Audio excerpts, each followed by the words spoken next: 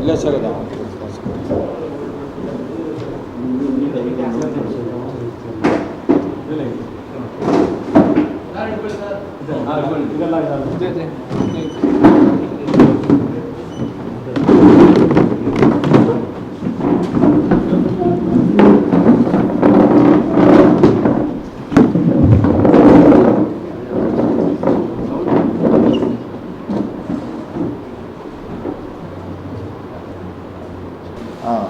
ಕಳೆದ 2010ರಲ್ಲಿ ಬಿಜೆಪಿ ಸರ್ಕಾರ ಇರಬೇಕಾದ್ರೆ ಹೋಮ್ ಮಿನಿಸ್ಟರ್ ಆರ್ ಅಶೋಕ್ ಕೊಲೆ ನಾನು ಲಾಸ್ಟ್ ವೀಕ್ ಆಗಬೇಕಾದ್ರೆ ಶುರು ಮಾಡಿದ್ದು, ಜೈಲಿಗೆ ಹಾಕಿದ್ರು. ಓಕೆ, ಸೊ ಏನೋ ಜನಗಳು ಒಳ್ಳೆದಾಗಲಿ ಅಂತ ಶುರು ಮಾಡಿದಂಥ ಈ ಹೋರಾಟ ಕಳೆದ 16 ವರ್ಷಗಳಲ್ಲಿ ಒಂದು ಪಕ್ಷವನ್ನ ಇಟ್ಕೊಂಡು ಜನರ ಮುಂದೆ ಬರಬೇಕು ಅಂತ ನಮ್ಮೆಲ್ಲರಿಗೂ ಅನ್ನಿಸ್ತು. ಸೊ ಆ ನಿಟ್ಟಿನಲ್ಲಿ ಓಕೆ, ನಾನು ಮುಂಚೆ ಆಮ್ ಆದ್ಮಿ ಪಕ್ಷದಲ್ಲಿ 2020 ಕೆಲಸ ಮಾಡಿದೆ, ರಾಜ್ಯವ್ಯಾಪಿ ಸಂಘಟನೆ ಮಾಡಿದ್ದೆ. ಬಟ್ ಇವತ್ತಿನ ಒಂದು ಪ್ರಶ್ನೆ ಏನಪ್ಪಾ ಅಂತಂದ್ರೆ, 3 ಪಕ್ಷಗಳಿದೆ, 3 ಪಕ್ಷಗಳು ಕೂಡ ಸಾಮಾನ್ಯ ಜನರು ಹೋಗ್ಬೇಕು, ಸಾಮಾನ್ಯ ಜನರ ತೆರಿಗೆ ಬೇಕು, ಸಾಮಾನ್ಯ ಜನರಿಗೆ ಕೊಡುವಂತ ಅಧಿಕಾರ ಇಟ್ಕೊಂಡು ಮಜಾ ಮಾಡಬೇಕು. ಕಳೆದ 40 ವರ್ಷದ ರಾಜಕೀಯದಲ್ಲಿ, ಅದು ರಾಜ್ಯದಲ್ಲಾಗಿರ್ಬೋದು ದೇಶದಲ್ಲಾಗಿರ್ಬೋದು, ಮಾಫಿಯಾ ರಾಜಕಾರಣಿಗಳು ಇವತ್ತು ನಮ್ಮ ದೇಶವನ್ನ ರಾಜ್ಯವನ್ನ ಆಡಳಿತ ಮಾಡ್ತಾ ಇದ್ದಾರೆ. ಜನರಿಂದ ಜನರಿಗೋಸ್ಕರ ಜನರಿಗಾಗಿ ಇರಬೇಕಾದಂತ ಸಂವಿಧಾನದ ಆಡಳಿತದಲ್ಲಿ ಇವತ್ತು ಮಾಫಿಯಾಗಳಿಂದನೇ ಆಗುವಂತ ಪರಿಸ್ಥಿತಿ ಬಂದಿದೆ. ನಮ್ಮೆಲ್ಲರಿಗೂ ಚಿಂತೆ ಏನಂತಂದ್ರೆ, ದೇಶದ ಫೋಟೋಗಳನ್ನ ಅಥವಾ ಬದಲಾವಣೆ ಮಾಡೋಣ ಅಂತ ಸಾಕಷ್ಟು ಬಾರಿ ದೇಶನ ತೊರೆದು ಎಲ್ಲ ಬೇರೆ ಕಡೆ ಸಿಟಿಸನ್ಶಿಪ್ ತಗೊಂಡು ಯಾವ್ದಾದ್ರು ಫಿನ್ಲ್ಯಾಂಡ್ ಪೋಲ್ಯಾಂಡ್ ಎಲ್ಲ ನಾವು ಹೋಗಿ UK ಕೆಲಸ ಸೆಟ್ಲ್ ಆಗ್ಬಿಡೋಣ ಅಂತ ಅನ್ಕೊಂಡ್ವಿ. ಬಟ್ ಆದ್ರೆ ನಾವೇನೋ ಹೋಗ್ಬೋದು, ಇಲ್ಲಿರೋ ಬಡ ಜನರು ಏನ್ ಮಾಡ್ಬೇಕು ಅಂತ ಹೇಳಿ ಅನ್ಕೊಂಡು ಸೊ ಒಂದು ದೊಡ್ಡ ಮಟ್ಟದ ಹೋರಾಟವನ್ನ ಮಾಡಿಕೊಂಡು ನಾವೆಲ್ಲ ಸಣ್ಣ ಹಳ್ಳಿಯಲ್ಲಿ ಬೆಳೆದವರು. ನಮ್ ದೇವೇಗೌಡರ ತರ ಏನು ನಮ್ದು ಯಾವ್ದು ಕುಟುಂಬ ರಾಜಕಾರಣ ಇಲ್ಲ, ನಮ್ಮಪ್ಪ ಲಾಯರ್ ಕೂಡ ಅಲ್ಲ.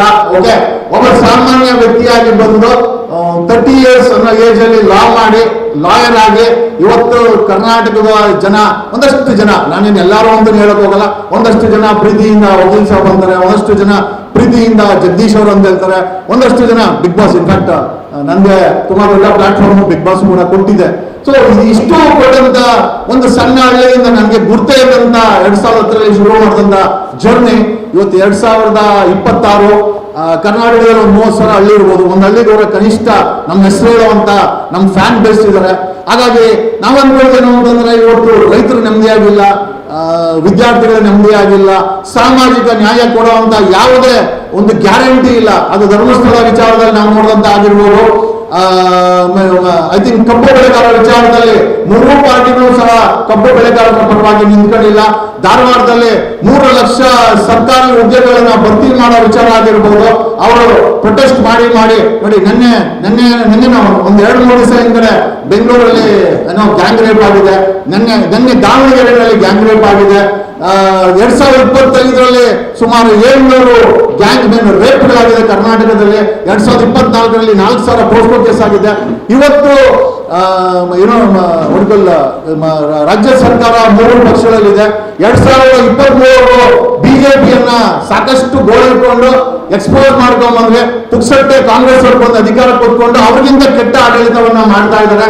ಈಗ ಕಾಂಗ್ರೆಸ್ ಅನ್ನ ಎಕ್ಸ್ಪೋಸ್ ಮಾಡ್ತಾ ಇದ್ರೆ ಮುಂದಿನ ದಿನಗಳಲ್ಲಿ ಒಂದ್ಸಲ ಕುಮಾರಸ್ವಾಮಿ ಅವರ JDS ಅಥವಾ ಬಿಜೆಪಿನ ಬಂದು ಆಡಳಿತ ಕೊಡ್ಕೊಂತಾರೆ. ಯುವಕರಿಗೆ, ಯುವ ಜನತೆಗೆ ಒಂದು ಜಾತಿ ಅಂತ ಇದೆ, ಏನಂತಂದ್ರೆ ಬಡವರು ಸಾಮಾನ್ಯ ಅನ್ನೋ ಒಂದು ಜಾತಿ ಇದೆ. ಆ ಜಾತಿ ಇವತ್ತು 97% ಆ ಜಾತಿ ಜನ ಈ ಕರ್ನಾಟಕದಲ್ಲಿ ಓಟ್ ಹಾಕ್ತಾರೆ, ತೆರಿಗೆ ಕಟ್ತಾರೆ, ಆದ್ರೆ ನೆಮ್ಮದಿಯಿಂದ ನಿದ್ರೆ ಮಾಡಲ್ಲ. ಅವ್ರ ಮುಖದಲ್ಲಿ ಒಂದು ಕಳೆ ಇಲ್ಲ. ಅವ್ರು ಸಾಲ ಮಾಡ್ಕೊಂಡು ಆ ನೆಮ್ಮದಿನ ಹಾಳು ಮಾಡ್ಕೊಂಡು ಜೀವನ ಮಾಡ್ತಾ ಇದ್ದಾರೆ. ಪಕ್ಕದ ರಾಜ್ಯದಲ್ಲಿ ಒಬ್ಬ ನಟ TVK ಅನ್ನೋ ಪಕ್ಷ ಹಿಡ್ಕೊಂಡ್ಬಂದು ಒಂದು ಬದಲಾವಣೆ ಸಂಕೇತವಾಗಿ ಕೆಲಸ ಮಾಡ್ತಾ ಇದ್ದಾನೆ. ಅದನ್ನ ನೋಡಿದಾಗ ನಮಗೆಲ್ಲ ಅನಿಸ್ತು, why not take A chance, ಒಂದು ಬದಲಾವಣೆಗೋಸ್ಕರ ಒಂದು ಮಾಡೋಣ. ಆಮೇಲೆ ಇಷ್ಟು ದಿನ ನಾವೆಲ್ಲ ಮಾಡ್ಕೊಂಡ್ ಬಂದಿದ್ದು ಒಂದು ಹೋರಾಟವನ್ನ, ಈ ಹೋರಾಟದ ಒಂದು ಬದಿಯನ್ನ ಜೊತೆಲಿಟ್ಕೊಂಡು ಒಂದು ರಾಜಕೀಯ ಪಕ್ಷವಾಗಿ ನಮ್ಗೇನೋ ಇವತ್ತಿನ ಪರಿಸ್ಥಿತಿನಲ್ಲಿ ಒಂದು ರಾಜಕೀಯ ಪಕ್ಷ ಬೇಕಾಗಿದೆ. ಯಾಕೆ ಅಂತಂದ್ರೆ ಇಡೀ ಕರ್ನಾಟಕದಲ್ಲಿ 30,000 ಹಳ್ಳಿಗಳಿದೆ, ಜನ ನಮಗೆ ಸಪೋರ್ಟ್ ಮಾಡಕ್ಕೆ ರೆಡಿ ಇದ್ದಾರೆ. ಬಟ್ ಒಂದು ರಾಜಕೀಯ ಪಕ್ಷ ಬೇಕಾಗಿತ್ತು. ಹಾಗಾಗಿ ಶಾಬಾಜ್ ಅವರು 2023 ಈ ಪಕ್ಷವನ್ನ ಸ್ಥಾಪನೆ ಮಾಡಿದ್ರು. ನಾವು ಕೂಡ ಒಂದು ಹೊಸ ಪಕ್ಷನ ಒಂದು ರಿಜಿಸ್ಟರ್ ಮಾಡೋಣ ಅಂತ ಅನ್ಕೊಂಡಾಗ ಇಲ್ಲ ಇದನ್ನೇ ತಗೊಂಡು ಮಾಡಿ ಪಕ್ಷ ಯಾವ್ದಾದ್ರೆ ನಿಮ್ಮ ಯೋಚನೆಗಳು ಚೆನ್ನಾಗಿದೆ ಅಂತಂದ್ರು. ಹಾಗಾಗಿ ಈ ಒಂದು ಯಂಗ್ಸ್ಟರ್ ಪಕ್ಷವನ್ನ ಇವತ್ತು ನನ್ನ ನಾಯಕತ್ವದಲ್ಲಿ, ನಾನು ಅದನ್ನೇ ಹೇಳ್ತಾ ಇದ್ದೀನಿ, ನನ್ನ ನಾಯಕತ್ವದಲ್ಲಿ ಕರ್ನಾಟಕದಲ್ಲಿ ಈ ಒಂದು ಪಕ್ಷವನ್ನ ಜನರ ಮುಂದೆ ತರಬೇಕನ್ನೋ ಒಂದು ಪ್ರಯತ್ನವನ್ನ ಮಾಡ್ತಾ ಇದ್ದೀವಿ. ಅದರ ಒಂದು ಸಂಕೇತವೇ ಈ ಒಂದು ಪ್ರೆಸ್ ಕ್ಲಬ್ ಅಲ್ಲಿ ಒಂದು ಚಿಕ್ಕದಾಗಿ ನಾವು ಯಾವ ಜನಕ್ಕೂ ಕೂಡ ಹೇಳಿಲ್ಲ. ನನಗೆ ಮಧ್ಯಾಹ್ನನೇ ನಮ್ಮ ಫೇಸ್ಬುಕ್ ಅಲ್ಲಿ ಹಾಕಿದ್ದು. ಹಾಗಾಗಿ ಚಿಕ್ಕದಾಗಿ ಇದನ್ನ ಲಾಂಚ್ ಮಾಡಿ ದೊಡ್ಡ ಮಟ್ಟಕ್ಕೆ 2 ವರ್ಷ 2028ಕ್ಕೆ MLA ಚುನಾವಣೆಗಳಿದೆ.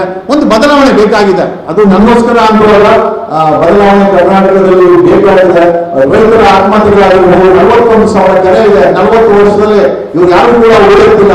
ರೈತರು ಪಂಜಾಬಲ್ಲಿ ರೈತರು BMW ಕಾರಲ್ಲಿ ಓಡಾಡ್ತಾರೆ. ಕರ್ನಾಟಕದಲ್ಲಿ ಒಬ್ಬ ರೈತ BMW ಕಾರಲ್ಲಿ ಅಥವಾ ಒಂದು ಸಣ್ಣ ಗಾಡಿ ಓಡಾಡಿದ್ದು ನಾವು ನೋಡಿಲ್ಲ. ಕರ್ನಾಟಕದಲ್ಲಿ 45,000 ಶಾಲೆಗಳಿದೆ. ಎಲ್ಲ ಮಳೆ ಬಂದ್ರೆ ಬೀಳುವ ಪರಿಸ್ಥಿತಿ ಇದೆ. ಬಡವರಿಗೆ ಕ್ವಾಲಿಟಿ ಎಜುಕೇಶನ್ ಇಲ್ಲ, ಬಡವರಿಗೆ ಒಂದು ಕ್ವಾಲಿಟಿ ಹೆಲ್ತ್ ಕೇರ್ ಇಲ್ಲ. 78 ವರ್ಷದಿಂದ ಇವರು ಸಾರ್ವಜನಿಕರಿಗೆ ಆಸ್ತಿಗಳು ಮಾಡ್ಕೊಂಡ್ರೆ ಹೊರತು ಯಾರೂ ಕೂಡ ಸಾರ್ವಜನಿಕರಿಗೆ ಇವತ್ತು ಸಾರ್ವಜನಿಕರಿಗೆ ಕೊಡುವಂತ ರೇಷನ್ ಕೂಡ ಇವತ್ತು ತಿಂಗಳ ಮೇಲೆ ವೇಟ್ ಮಾಡುವಂತ ಪರಿಸ್ಥಿತಿ ನಮ್ಮ ರಾಜ್ಯದಲ್ಲಿದೆ. ಬದಲಾವಣೆ ಬೇಕಾಗಿದೆ ಅಂತ ನಮ್ಗೆಲ್ಲರಿಗೂ ಅನಿಸ್ತಾ ಇದೆ. ಹಾಗಾಗಿ ಈ ಒಂದು ಯಂಗ್ಸ್ಟರ್ ಎಂಪವರ್ಮೆಂಟ್ ಪಾರ್ಟಿ ಅಥವಾ ಯಂಗ್ಸ್ಟರ್ ಪಾರ್ಟಿಯನ್ನ ಇವತ್ತು ಕರ್ನಾಟಕದ ಈ ಒಂದು ವೋಟರ್ಸ್ಗೆ ಅಥವಾ ನಾಗರಿಕರಿಗೆ ಅನಾವರಣ ಮಾಡ್ತಾ ಇದ್ವಿ ಅಂತ ಹೇಳುತ್ತಾ ಐ ಥಿಂಕ್ ಆ ಒಂದು ಶುಭ ಸಂದರ್ಭಕ್ಕೋಸ್ಕರ ನಿಮ್ಮೆಲ್ಲರ ಸಹಕಾರ ಇದೆ. ಮಾಧ್ಯಮನೇ ನಾವ್ಯಾರು ಸಾರ್ವಜನಿಕರು ನಮ್ಮ ಜೊತೆ ಬಂದ್ರು ತುಂಬಾ ಕಡಿಮೆ. ನಾವೆಲ್ಲ ಮಾಧ್ಯಮ ಮಿತ್ರರು ಹೇಳಿದ್ರು ನಿಮ್ಮ ಮುಖಾಂತರ ಈ ಒಂದು ಪಕ್ಷವನ್ನ ಸಾರ್ವಜನಿಕಗೊಳಿಸ್ತಾ ಇದ್ದೀವಿ. ನಮ್ಗೆ ಇದೇ ರೀತಿಯ ಒಂದು ಸಪೋರ್ಟ್ ಅನ್ನ ಕರ್ನಾಟಕದ ನಮ್ಗೆ ಸಿಕ್ಕಿದೆ. ನಾನು ಆಮ್ ಆದ್ಮಿ ಪಾರ್ಟಿಗೆ 2020ರಿಂದ 23 ಕೆಲಸ ಮಾಡಿದೆ. ಬಟ್ ಏನಂತಂದ್ರೆ ಅಲ್ಲಿ ಮೂಲೆ ಗುಂಪು ಮಾಡಿ ಸೈಡ್ ಹಾಕಿದ್ರು. ಹಾಗಾಗಿ ಬಿಟ್ಟು ಸುಮ್ಮನೆ ಇದ್ವಿ. ಈಗ ಕರ್ನಾಟಕದಲ್ಲಿ ಈ ಒಂದು ಮಾಫಿಯಾ ರಾಜಕಾರಣವನ್ನ ಬದಿಗಟ್ಟಲೇಬೇಕು. I repeatedly say it's mafia ರಾಜಕಾರಣ. ನನ್ಗೆ ಎಲ್ಲ ಸಮಸ್ಯೆ ಇಲ್ಲ. ಯಾಕೆ ಅಂತಂದ್ರೆ ಬಂದಿರೋರೆಲ್ಲ ಅವರವರ ಮನೆಯವರ ಮಕ್ಕಳು ವಂಶ ಪಾರಂಪರ್ಯವಾಗಿ ಆಡಳಿತ, ಓಕೆ, ಜಾತಿ ಧರ್ಮದ ಹೆಸರಲ್ಲಿ ಆಡಳಿತ, ಓಕೆ, ಇವತ್ತು ಸ್ಕೂಲ್ ಮಕ್ಕಳೇನೋ ಬಿಡ್ತಾ ಇಲ್ಲ. ಹಿಜಾಬ್ ಮತ್ತೆ ಕೇಸರಿ ಸಾಲನ ಹೆಸರಲ್ಲಿ 99% ಇವತ್ತು ರಾಜಕಾರಣಿಗಳ ಮಕ್ಕಳು, ಅಧಿಕಾರಿಗಳ ಮಕ್ಕಳು ಬೇರೆ ಬೇರೆ UK, ಕೆನಡಾ, ಬೇರೆ ಬೇರೆ ದೇಶಗಳಲ್ಲಿ ಆಸ್ಟ್ರೇಲಿಯಾದಲ್ಲಿ ಓದ್ತಾ ಇದ್ದಾರೆ. ಆದ್ರೆ ಸಾಮಾನ್ಯ ಜನರು ಮನೆ ಹೋಗುವಂತ ಶಾಲೆಗಳಲ್ಲಿ ಜಾತಿ ಧರ್ಮದ ಹೆಸರಲ್ಲಿ ಮಕ್ಕಳನ್ನ ಹೊಡೆದು ಇವತ್ತು ಬೀದಿ ಕಲಿತಾ ಇದ್ದಾರೆ. ವಿ ವಾಂಟ್ ಭ್ರಷ್ಟಾಚಾರ ಮುಕ್ತ ಕರ್ನಾಟಕ ಬೇಕಾಗಿದೆ. ಟೋಲ್ಗೇಟ್ ರಸ್ತೆಗಳಲ್ಲಿ ಟೋಲ್ಗೇಟ್ ಇದೆ, ಟೋಲ್ಗೇಟ್ ಮುಕ್ತ ಕರ್ನಾಟಕ ಬೇಕಾಗಿದೆ. ಡ್ರಗ್ ಮುಕ್ತ ಡ್ರಗ್ ಮಾಫಿಯಾಗಳು ಮ್ಯಾನುಫ್ಯಾಕ್ಚರಿಂಗ್ ಮಾಡೋ ಮಟ್ಟಕ್ಕೆ ಬಂದಿದೆ.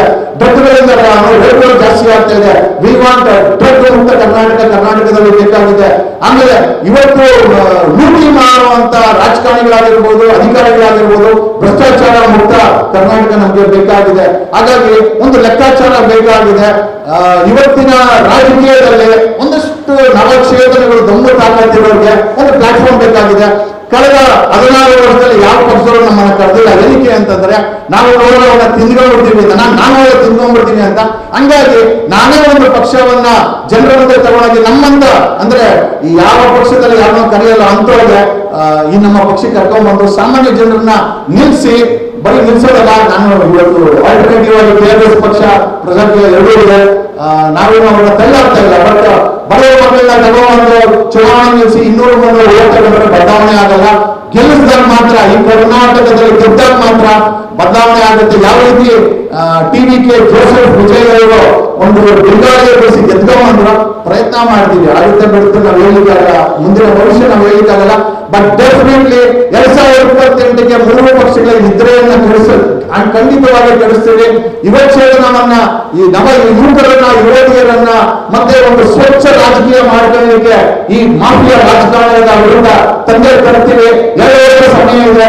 ಜಿಗೆ ಚುನಾವಣೆ ಆಗಿರ್ಬೋದು, ಡೆಫಿನೆಟ್ಲಿ ಕಾಂಗ್ರೆಸ್ ಪಕ್ಷ ಜಿಗೆ ಚುನಾವಣೆ ಗೆಲ್ಲಬೇಕು ಅಂತ 50,000 ಕೇಳ್ತಾರೆ.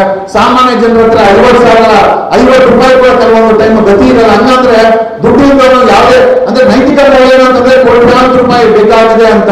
ಇವನ್ ಜೆಡಿಎಸ್ ಪಕ್ಷ ಅಷ್ಟೇ MLC ಗೆ ನಿಂತ್ಕೊಂಡಿರೋದು 147 ಕೋಟಿ ಡಿಕ್ಲೇರ್ ಮಾಡುವಂತ ಗೋವಿಂದರಾಜು ಅಂತವ್ರನ್ನ ಕೋಟ್ಯಾಂತರ ರೂಪಾಯಿ ಬಂದಿದ್ದು. ನಿಮ್ಮಪ್ಪ ರಾಜಕೀಯದಲ್ಲಿದ್ದರು, MP MLC ಆಗಿದ್ರೆ ಇವತ್ತು ನಮ್ಗೆ ಜಾಗ ಇದೆ. ನಮ್ ತರ ಯಾವುದೇ ಬ್ಯಾಕ್ಗ್ರೌಂಡ್ ಇಲ್ಲ ಅಂತಂದ್ರೆ ರಾಜಕೀಯದಲ್ಲಿ ವಿಧಾನಸೌಧದಲ್ಲಿ ಯಾವುದೇ ಜಾಗ ಇಲ್ಲ ಅನ್ನೋದು ಇವತ್ತಿನ ಮಾಫಿಯಾ ರಾಜಕಾರಣಿಗಳ ಒಂದು ದಿಟ್ಟ ಸೂಚನೆ ಆಗಿದೆ. ಹಾಗಾಗಿ ಬಡವರ ಮಕ್ಕಳು, ಸಾಮಾನ್ಯ ಜನರ ಮಕ್ಕಳು MLA ಗೆ ಬರಬೇಕು, ಜನ ಓಟ್ ಹಾಕ್ತಾರೆ. ಆ ರೀತಿಯ ಒಂದು ಸಂಘಟನೆ ನಾವು ಮಾಡ್ತೀವಿ. Definitely we are going to constitute across Karnataka ಒಂದು ದೊಡ್ಡ ಸಂಘಟನೆಯನ್ನ ಮಾಡ್ತೀವಿ. ಹಳ್ಳಿಯಲ್ಲಿ ಆಗಿರ್ಬೋದು, ಜಿಲ್ಲೆಯಲ್ಲಿ ಆಗಿರ್ಬೋದು, ಇದನ್ನ ಮಾಡ್ತೀವಿ. ಜನರ ನಮಗೆ ಸಪೋರ್ಟ್ ಕೊಡ್ತಾರೆ. ಇವತ್ತೇ ಕಂಡುಹಿಡ್ತಾ ಇದ್ದೀವಿ. ಇವತ್ತು ಒಂದು ರೀತಿಯ ಹೊಸ ಓಟನ್ನ ಈ ಒಂದು ಐ ಥಿಂಕ್ ಯಂಗ್ಸ್ಟರ್ ಪಾರ್ಟಿಯ ಮೂಲಕ ಒಂದು ಹೊಸ ರಾಜಕೀಯ ಚಳವಳಿಯನ್ನ ತರ್ತಾ ಇದ್ದೀವಿ.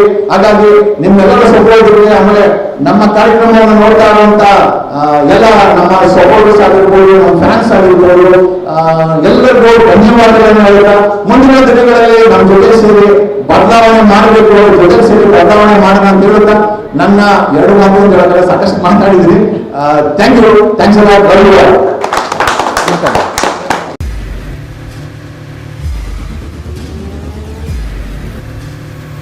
ಪ್ರಜಾಮಾರ್ಗ ನ್ಯೂಸ್, ಇದು ಜನಸಾಮಾನ್ಯರ ಧ್ವನಿ. ನಮಸ್ಕಾರ. ನೀವು ನೋಡ್ತಾ ಇದ್ದೀರಾ ಪ್ರಜಾಮಾರ್ಗ ನ್ಯೂಸ್. ರಾಷ್ಟ್ರದ, ರಾಜ್ಯದ ರಾಜಕೀಯದ ಬಗ್ಗೆ ಹೆಚ್ಚಿನ ಸಿನಿಮಾ ಅಪ್ಡೇಟ್ಗಳಿಗಾಗಿ ಫಸ್ಟ್ ಲೈಕ್ ಮಾಡಿ, ಸಬ್ಸ್ಕ್ರೈಬ್ ಆಗಿ, ಹಾಗೆ ಫಾಲೋ ಕೂಡ ಮಾಡಬೇಕು.